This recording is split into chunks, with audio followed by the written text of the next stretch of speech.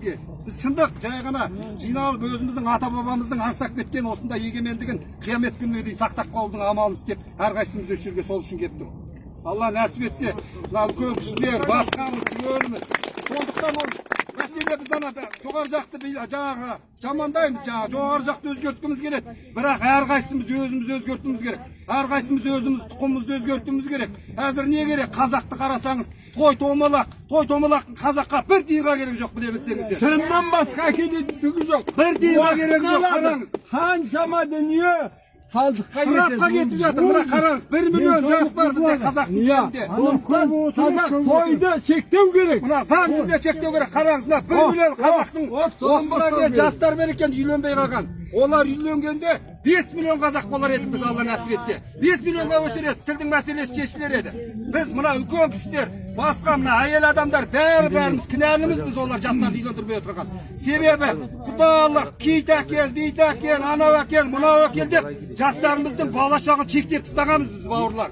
Міне, сондықтан мына тойды вообще заң жүзінде тоқтатуымыз керек. Біз ана тойханалардың орындарында неге завод фабрикалар тұрмайды? Неге завод фабрикалар тұрмайды, бәріміз жұмыс істейді?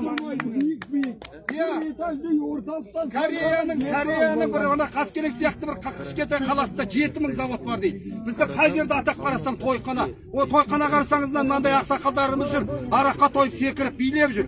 Біз қалай біз ұлтымызды ойлап отырық? Біз ана балаларымызды ысырапшылдыққа тәрбиелеп жатырық. Біз балаларымызды, немерелерімізді алқаш болуға тәрбиелеп жатырық.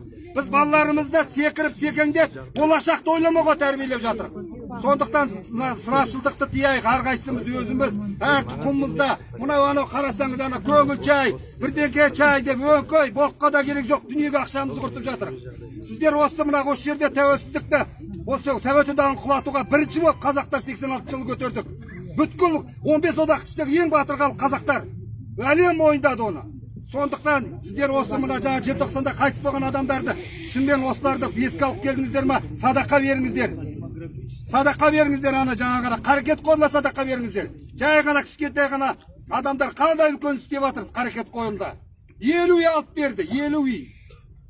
Міне ол сол міне қазаққа істеген жақсылықтары біле.